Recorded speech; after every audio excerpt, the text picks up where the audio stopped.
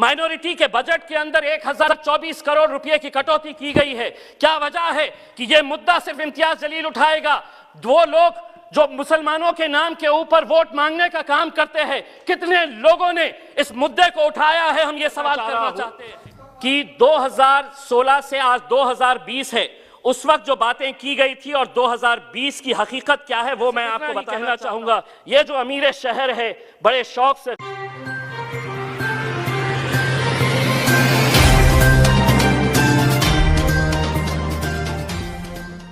घंटे के अंदर अब 500 रुपये और 1000 रुपये की नोट खत्म हो जाएगी।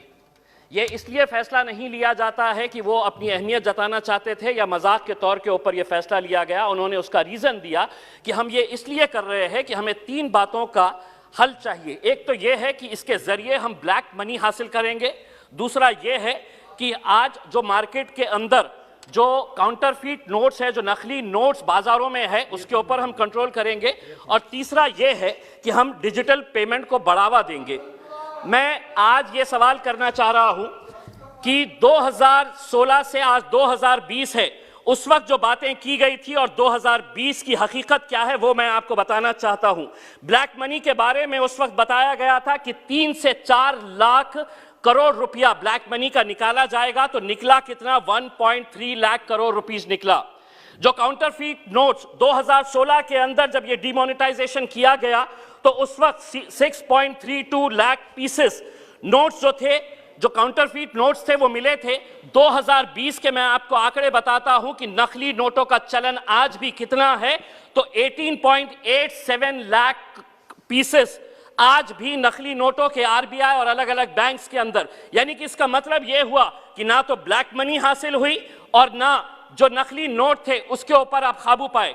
डिजिटल पेमेंट यकीनन थोड़ा बड़ा है, लेकिन उसके लिए क्या इतना बड़ा फैसला लेना कि हम डिमोनेटाइजेशन करेंगे, ये गलत है। मैं समझता हूं कि उस वक्त जब ये फैसला लिया गया था तो इस सदन के अंदर बैठे हुए जितने भी लोग थे बड़े जोरदार तरीके से तालियां बजाए थे। आज मैं ये पूछना चाहता हूं कि क्या आप में इतनी हिम्मत है कि अपने सरकार और अपने वजीर आजम से पूछे कि आपने 2016 के अंदर हमको लाइनों के अंदर खड़े किया था और ये बताया था कि इससे ये हासिल होगा, लेकिन ये हासिल नहीं हुआ। ये बजट के भाषण का हिस्सा नहीं बनेगा।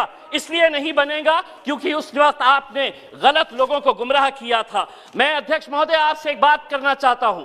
मैं ये सवाल भारतीय जनता पार्टी से नहीं करना चाहता हूं क्योंकि माइनॉरिटीज का इनसे कोई लेना देना नहीं है, लेकिन the so called secular parties जिनके बीच में मैं यहां पर बैठा हूं, माइनॉरिटी के बजट के अंदर 1024 करोड़ रुपए की कटौती की गई है। क्या वजह है कि यह मुद्दा सिर्फ इम्तियाज जलील उठाएगा? वो लोग जो मुसलमानों के नाम के ऊपर वोट मांगने का काम करते हैं, कितने लोगों ने इस मुद्दे को उठाया है? हम ये सवाल करना चाहते हैं। 1024 करोड़ रुपए की कटौती माइनॉरिटी बजट के अंदर कर दी गई है। Maulana Azad national fellowship, free coaching, interest subsidy on education loans, ऐसे कुल मिलाकर 110 करोड़ रुपए की कटौती की गई है। अध्यक्ष महोदय, मैं minority affairs minister Mukhtar Abbas Naqvi साहब से एक सवाल करना चाहता हूं। इसी सदन के अंदर मेरे पार्टी के अध्यक्ष असदुद्दीन अवैसी साहब ने कहा था कि मुसलमानों को हज की सब्सिडी नहीं चाहिए, यह हमारा मजहबी फरीजा है, हम अपने जेब से यह खर्चा करेंगे। लेकिन उस पैसे से आप मुसलमानों को पढ़ने के लिए स्कूल्स, कॉलेजेस, हॉस्टल्स खोलिए। मैं एक सवाल करना चाहता हूं, हज की सब्सिडी आपने बंद कर दिए है, कितने स्कूल्स, कितने कॉलेजेस और कितने हॉस्टल्स खोले गए हैं? इसका जवाब आपको देना पड़ेगा। दूसरी बात यह है कि हम ये कहते हैं, वित्त मंत्री जी, कि हम ये कहते हैं, बड़ा गर्व कहते हैं कि हमारा देश कितना आगे जा रहा है।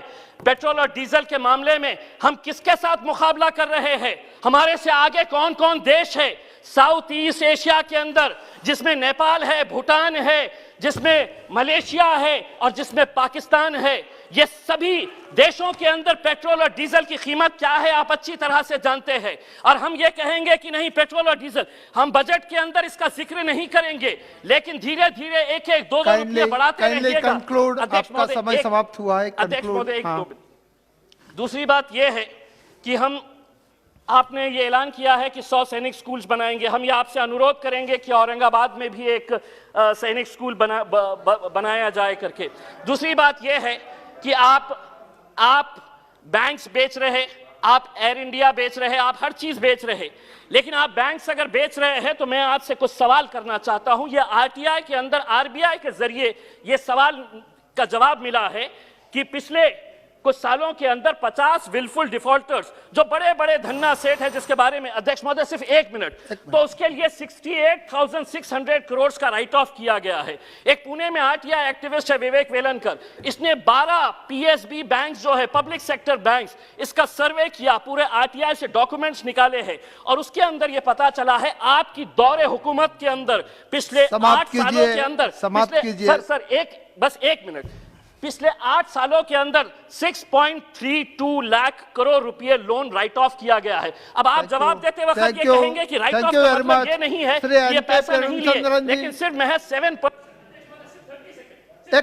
तो कंक्लूड 1 मिनट में, हाफ ए मिनट में कंक्लूड कीजिए। अध्यक्ष महोदय, तो ये जो पैसा लोग लेकर जा रहे हैं, कौन लोग हैं जो आज दुबई में बैठकर, लंदन में बैठकर ऐश कर रहे हैं, इनके बारे में मैं सिर्फ इतना ही कहना चाहूंगा, ये जो अमीर शहर है बड़े शौक से गरीबों का हक खा जाते हैं, क्या ये रात को अपने बिस्तर पर धन्यवाद।